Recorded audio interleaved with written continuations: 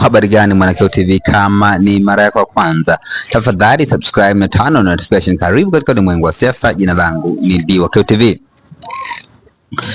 Katibu wa Halmashauri Kuu ya Taifa NEC, itikadi, uenezi na mafunzo wa Chama cha Mapinduzi, Kenan Kiongosi amesema kauli zilizotolewa na viongozi wa kisiasa kuhusu mwenendo wa kesi zinapaswa kuzingatia misingi ya kisheria ili kuunda uhuru wa mahakama.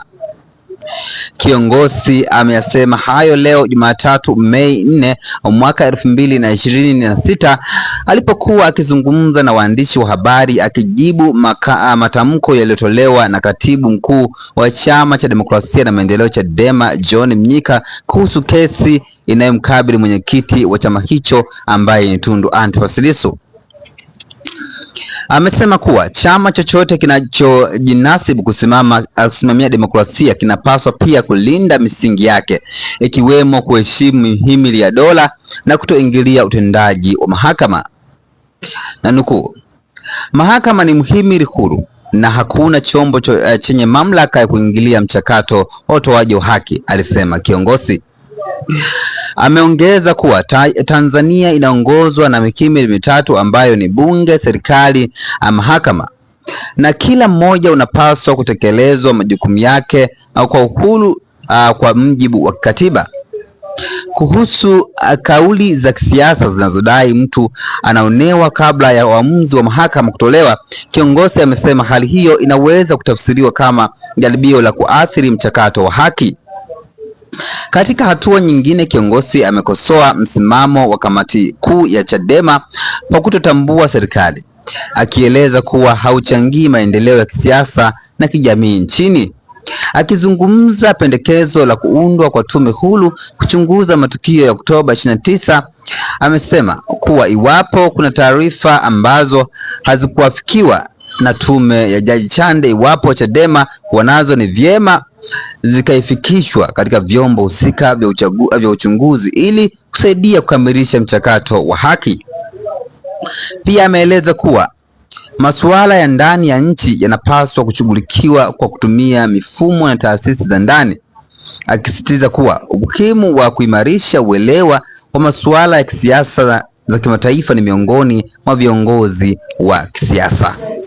Mwisho wa kunukuu maneno mazito kwelikweli ambayo Kiongosi ameweza kuyazungumza alipokuwa anafanya mkutano na waandishi wa habari. Na maoni gani kama Mwanakyeo TV? Tafadhali share maoni yako katika sehemu ya comment section hapo.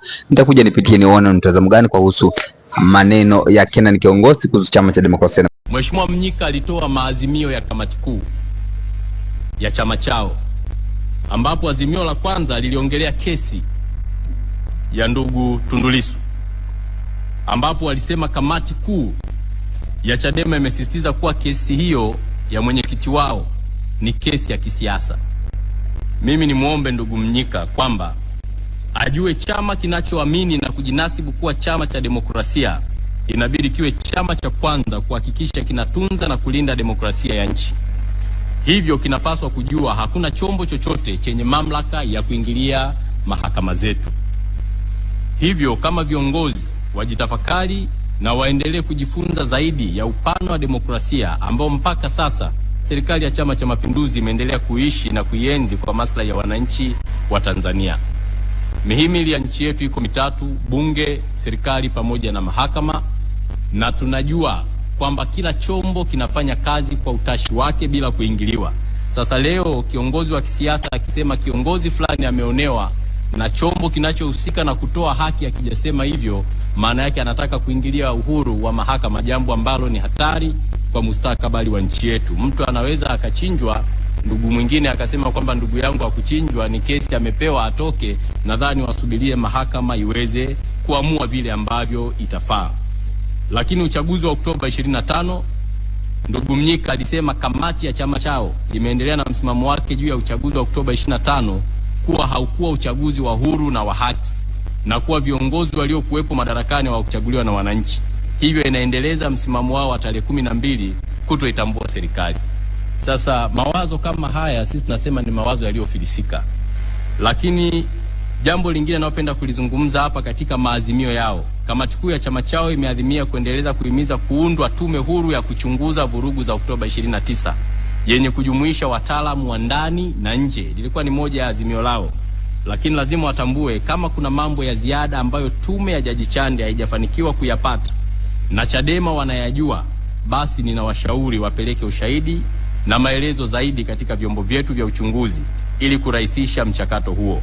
Na kama ni muendelezo wa kuamini kuna mataifa ya nje yenye mahaba makubwa zaidi na taifa letu, basi itakuwa wanahitaji zaidi elimu ya geopolitics iwaimarishe kisiasa, kwa sababu mambo ya ndani lazima tuyajadili ndani, na ndani hatujashindwa kujadili mambo yetu